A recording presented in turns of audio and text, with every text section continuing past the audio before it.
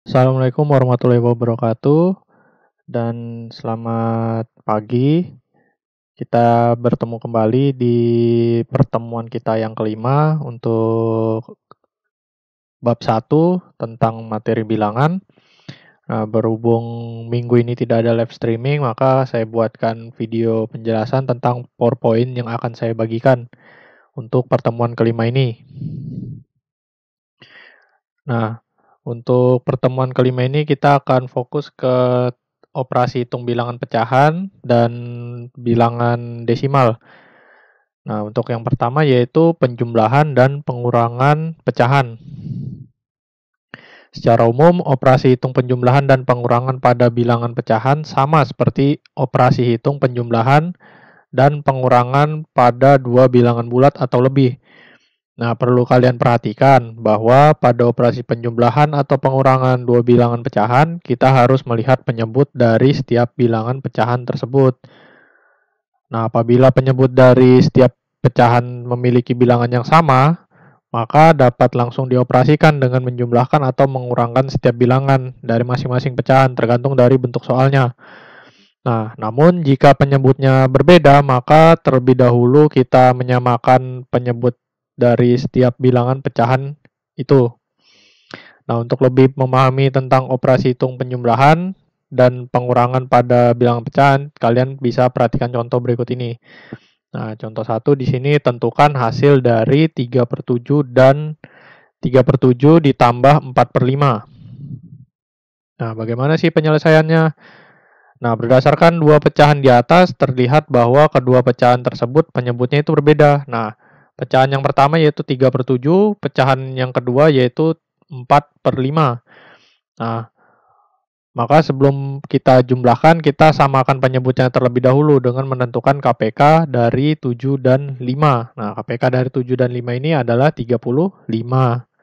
Nah, sehingga 3/7 ditambah 4/5, kita samakan penyebutnya dahulu. Jadi yang 3/7 itu kita kalikan 5/5. Berarti pembilangnya kita kali 5, penyebutnya juga kita kali 5. Nah, begitu pula sebaliknya. Di pecahan 4/5. Pecahan 4/5 itu juga kita kalikan 7. Kita kali 7 agar penyebutnya menjadi 35. Jadi 4 dikali 7 dan 5 dikali 7. Seperti itu.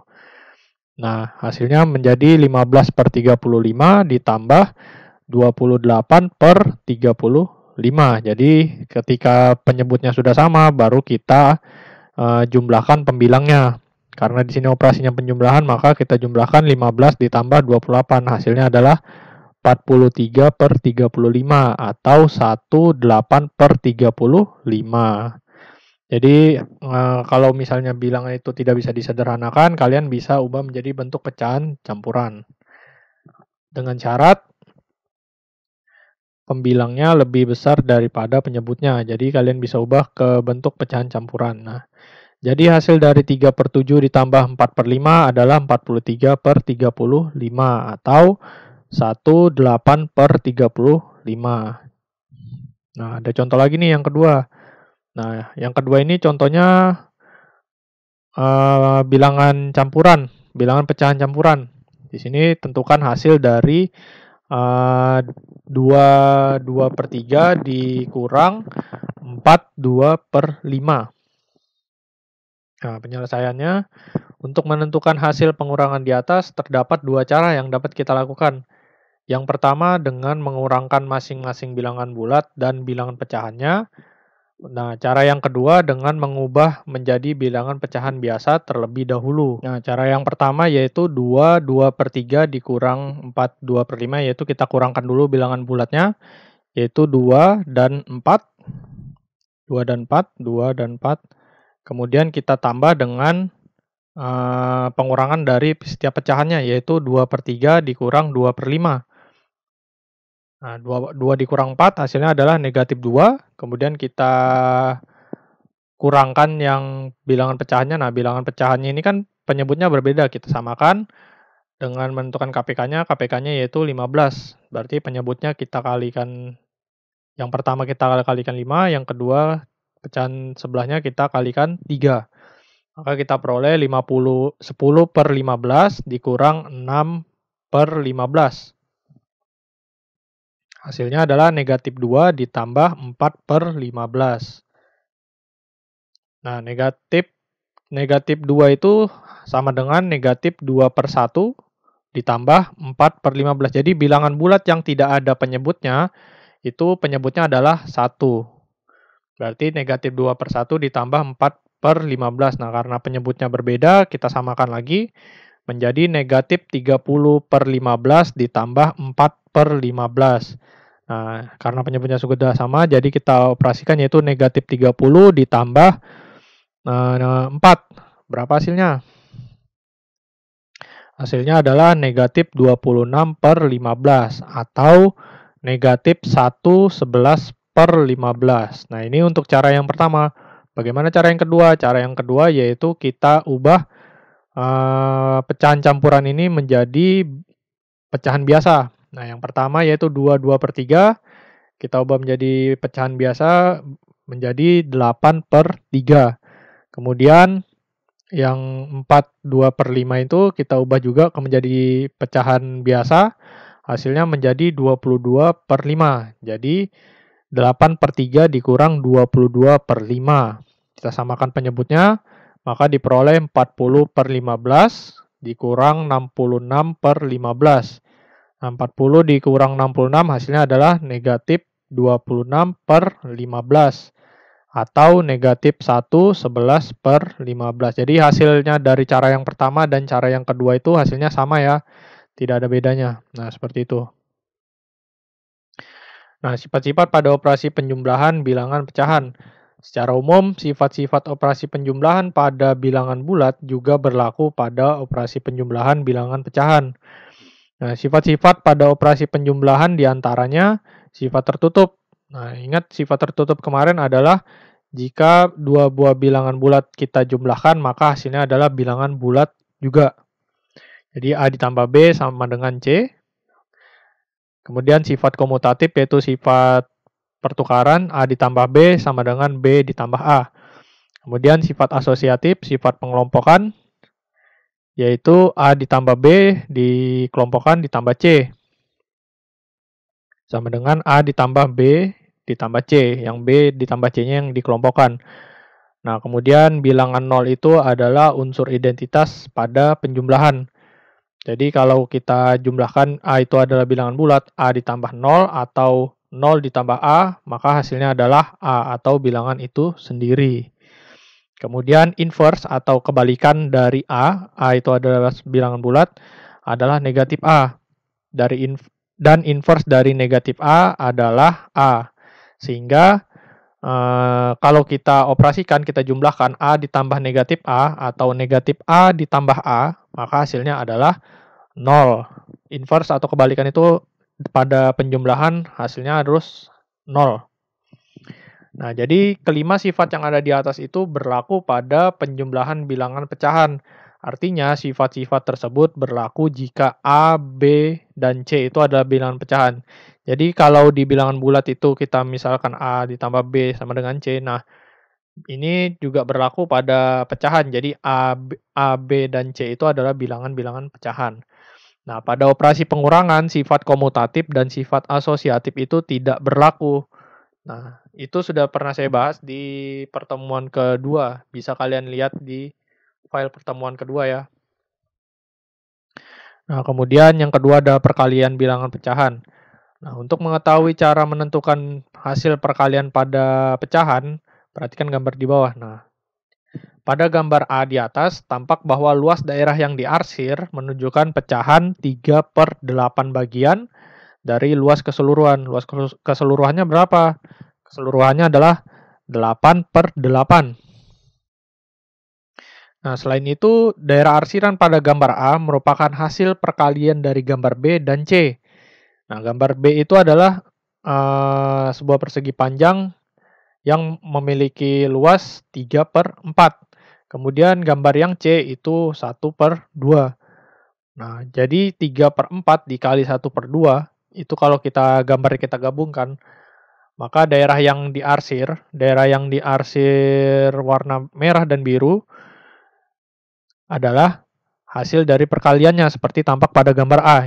Jadi 3/4 dikali 1/2 itu sama dengan 3/8. Jadi dapat dikatakan bahwa luas daerah yang diarsir sama dengan perkalian pecahan 3/4 dikali 1/2. Nah, dari uraian di atas dapat kita simpulkan bahwa untuk mengalihkan pecahan, bentuk P per Q dan R per S dilakukan dengan mengalihkan pembilang dengan pembilang dan penyebut dengan penyebut, atau dapat ditulis P per Q dikali R per S sama dengan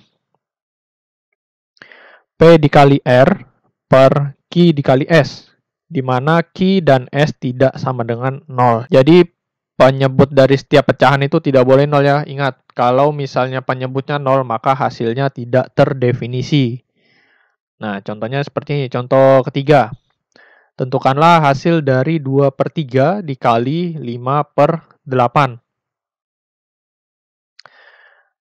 Nah, pada operasi perkalian pecahan kita dapat langsung mengalihkan pembilang dengan pembilang dan penyebut dengan penyebutnya. Jadi 2/3 dikali 5/8 sama dengan 2 dikali 5, 3 dikali 8. Maka hasilnya adalah 10/24. Nah, ingat, kalau pecahannya masih bisa disederhanakan, sederhanakan ke bentuk yang paling sederhana. Di sini KPK dari 10 dan 24 itu adalah 2. Sehingga hasil sederhananya adalah 5/12. Seperti itu.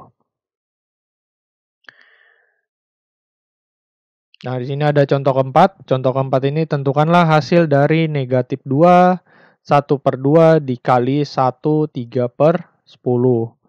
Nah, penyelesaiannya, jika pada operasi perkalian pecahan terdapat pecahan campuran seperti di atas, seperti soal di atas ini ya, kalian bisa merubah bentuk pecahan tersebut menjadi bentuk pecahan biasa terlebih dahulu, baru kalian kalikan. Nah, di sini saya ubah menjadi bentuk pecahan biasa menjadi negatif 5/2, yang negatif 2, 1/2 itu negatif 5/2, dan 1, 3/10 itu menjadi 13/10. Sehingga kita kalikan, negatifnya tetap ada di depan. Negatif 5 dikali 13/2 dikali 10. Maka hasilnya negatif 65/20. Kemudian kita sederhanakan, kita bagi 5 setiap pembilang dan penyebutnya. Hasilnya adalah 13/4, negatif 13/4. Atau negatif 31/4. Seperti itu ya. Kalau misalnya ada soal yang pecahan campuran, kalian ubah dulu ke bentuk pecahan biasa. Nah, kemudian ada sifat-sifat pada operasi perkalian bilangan pecahan. Secara umum, sifat-sifat operasi perkalian pada bilangan bulat juga berlaku pada operasi perkalian bilangan pecahan. Jadi sifat-sifat pada operasi perkalian diantaranya yaitu sifat tertutup, yaitu A dikali B sama dengan C. Kemudian ada sifat komutatif, sifat pertukaran. Kemudian ada sifat asosiatif. Yang keempat, sifat distributif. Yang keempat ada sifat distributif perkalian terhadap penjumlahan. Jadi A dikali B ditambah C, hasilnya adalah A dikali B ditambah A dikali C. Kemudian sifat distributif perkalian terhadap pengurangan. Berarti A dikali B dikurang C, maka hasilnya adalah A dikali B dikurang A dikali C. Yang keenam yaitu bilangan 1 adalah unsur identitas pada perkalian. Jadi kalau pada penjumlahan itu unsur identitasnya adalah 0, kalau di perkalian itu unsur identitasnya adalah 1. Jadi A dikali 1 sama dengan 1 dikali A sama dengan A, atau bilangan itu sendiri. Nah, yang ketujuh, inverse perkalian dari pecahan P per Q adalah Q per P, atau kebalikannya. Jadi suatu bilangan jika dikalikan dengan inverse perkaliannya, maka hasilnya adalah 1. Jadi kalau misalnya P per Q itu kita kalikan dengan Q per P, maka hasilnya adalah 1. Yang merupakan inverse perkalian dari pecahan P per Q, seperti itu. Jadi sifat-sifat di atas ini 1-7 itu pada perkalian bilangan pecahan berlaku. Artinya sifat-sifat tersebut berlaku jika A, B, dan C adalah bilangan pecahan, seperti itu. Nah, kemudian ada pembagian bilangan pecahan. Pada materi bilangan bulat sebelumnya, kita sudah mempelajari bahwa operasi pembagian pada bilangan bulat merupakan inverse atau kebalikan pada perkalian. Hal ini juga berlaku pada operasi pembagian bilangan pecahan. Secara umum, untuk sebarang pecahan P per Q dan R per S, di mana Q tidak boleh sama dengan 0, R tidak boleh sama dengan 0, dan S juga tidak boleh sama dengan 0, maka berlaku P per Q dibagi R per S sama dengan P per Q dikali S per R. Ingat, pembagian adalah kebalikan dari perkalian, di mana S per R merupakan inverse atau kebalikan dari R per S. Untuk lebih memahami tentang operasi pembagian pecahan, perhatikan contoh pada slide berikut ini. Tentukanlah hasil dari 3 per 8 dibagi 5 1 per 2. Nah, jika pada operasi pembagian pecahan terdapat pecahan campuran seperti di atas, kalian bisa ubah dulu ke bentuk pecahan biasa. Sehingga 3 per 8 dibagi 5 1 per 2 sama dengan 3 per 8 dibagi 11 per 2. Jadi 5 1 per 2 itu saya ubah dulu ke bentuk pecahan biasa. Sehingga hasilnya menjadi 3 per 8 dikali 2 per 11. Ingat, pecahan yang kedua atau pembaginya itu kita balik. Jadi 2 per 11 gitu ya. Hasilnya adalah 6 per 88. Kemudian kita sederhanakan, kita bagi 2. Hasilnya adalah 3 per 44. Seperti itu ya. Hasilnya adalah 3 per 44.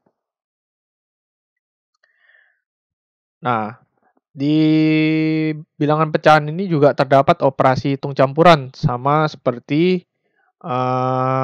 operasi campuran pada bilangan bulat.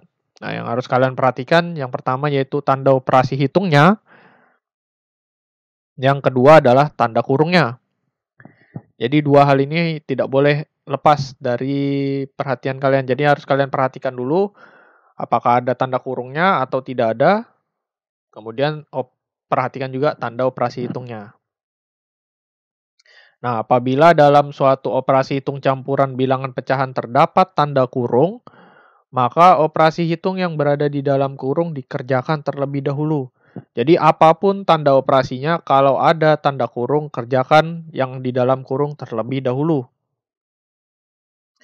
Nah, apabila dalam suatu operasi hitung campuran bilangan bulat tidak terdapat tanda kurung, maka pengerjaannya berdasarkan sifat-sifat operasi hitung berikut ini. Nah, jadi yang pertama operasi yang harus kalian kerjakan adalah perkalian dan pembagian. Nah, perkalian dan pembagian ini lebih kuat daripada operasi penjumlahan dan pengurangan. Artinya, perkalian dan pembagian dikerjakan terlebih dahulu daripada operasi penjumlahan dan pengurangan. Tetapi, kalian harus perhatikan lebih duluan perkalian atau pembagian. Kalau yang di sebelah kiri itu adalah perkalian, maka kalian kerjakan perkaliannya terlebih dahulu. Tetapi kalau di sebelah kirinya pembagian, maka yang kalian kerjakan terlebih dahulu adalah pembagiannya. Nah, setelah perkalian dan pembagian, kalian lihat itu, perkalian dan pembagian itu sama kuat. Artinya operasi yang terletak di sebelah kiri dikerjakan terlebih dahulu. Nah, setelah perkalian dan pembagian, kita kerjakan operasi penjumlahan dan pengurangan. Nah, jadi penjumlahan dan pengurangan itu sama kuat. Artinya operasi yang terletak di sebelah kiri kita kerjakan terlebih dahulu. Seperti itu. Nah, contohnya seperti ini. Tentukanlah hasil dari 2 1 per 2 dikali 5 3 per 5 ditambah 1 2 per 7. Nah, di situ ada pecahan campuran. Semuanya pecahan campuran ya. Pecahan campuran. Kemudian operasi penjumlahannya itu di dalam kurung. Berarti kita kerjakan operasi penjumlahannya terlebih dahulu. Nah, penyelesaiannya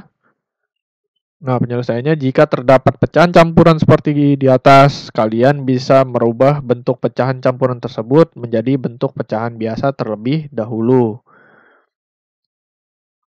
Nah, jadi semua pecahan biasa ini, pecahan campuran ini saya ubah ke bentuk pecahan biasa. Jadi 21/2 itu saya ubah menjadi 5/2. Kemudian 53/5 itu saya ubah menjadi 28/5. Kemudian 1/2/7 itu saya ubah menjadi 9/7. Nah, di sini kita kerjakan terlebih dahulu operasi yang di dalam kurung, yaitu penjumlahannya. Kita samakan penyebutnya menjadi 5/2 dikali 196/35 ditambah 45/35. Hasilnya adalah 5/2 dikali 241/35.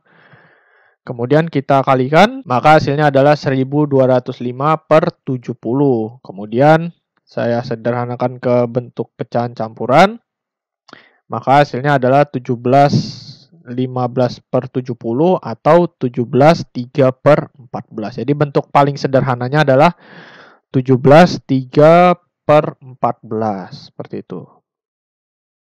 Nah, kemudian ada operasi hitung bilangan pecahan desimal. Sebenarnya sama saja seperti operasi hitung pada bilangan bulat dan bilangan pecahan. Cuman bentuk bilangannya berbeda. Nah, di sini ada penjumlahan dan pengurangan pecahan desimal. Nah, penjumlahan dan pengurangan pecahan desimal dilakukan pada masing-masing nilai tempat dengan cara bersusun. Maksudnya penjumlahan bersusun atau pengurangan bersusun.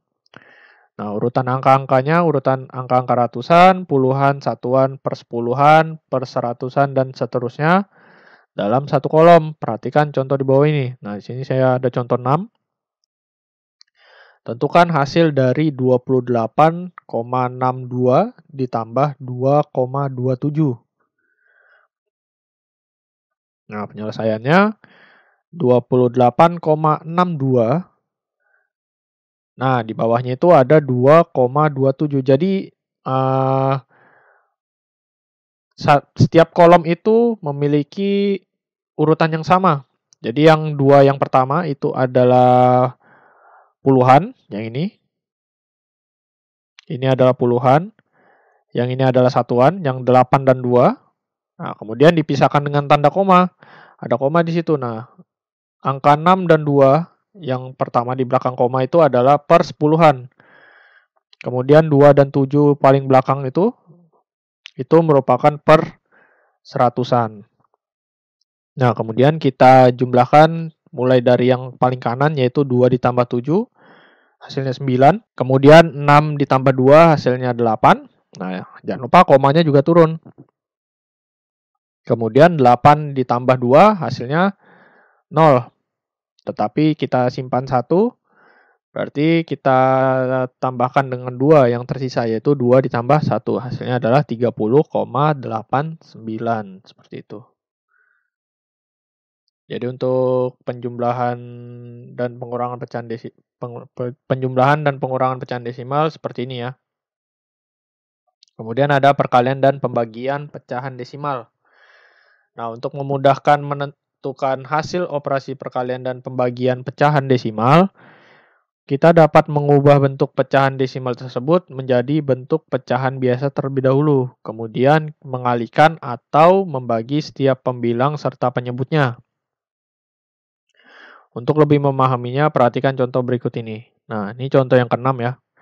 Nah, tentukanlah hasil dari 1,52 dikali 7,6.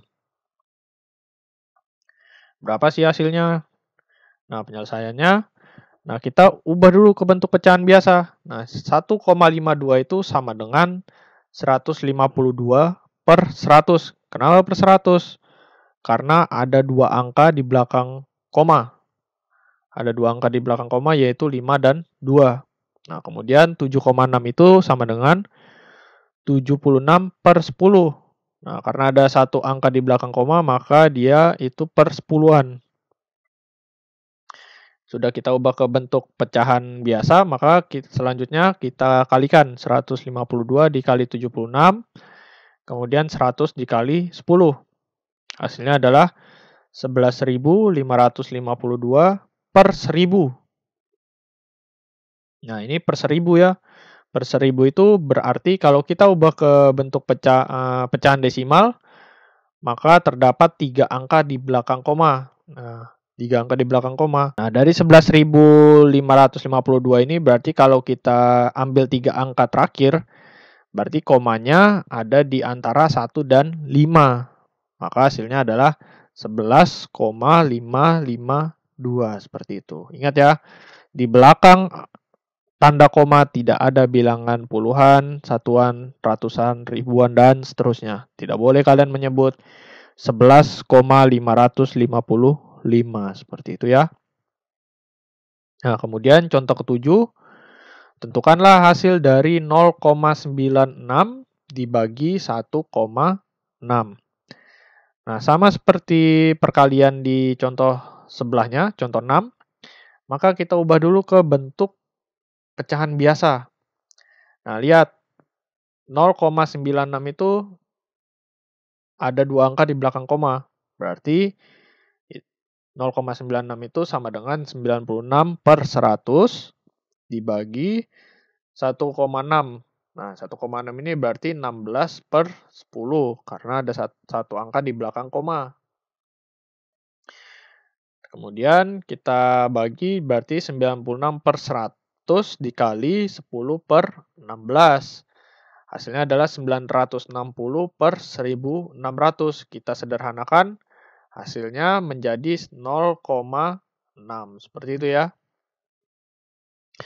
Nah, kemudian ada penerapan operasi hitung pecahan pada kehidupan sehari-hari. Di sini ada contoh 8.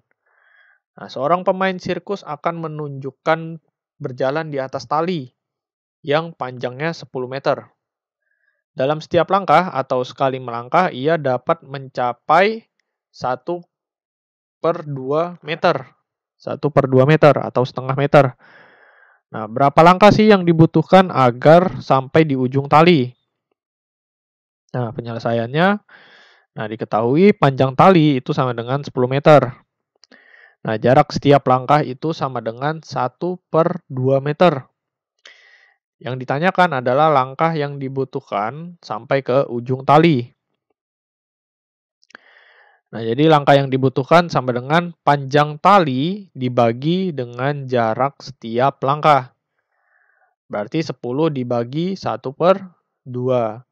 Ingat, kalau bilangan bulat yang tidak ada penyebutnya, berarti itu adalah 1. Berarti ini 10 per 1 dibagi 1 per 2. Sehingga menjadi 10 dikali 2 per 1 sama dengan 20.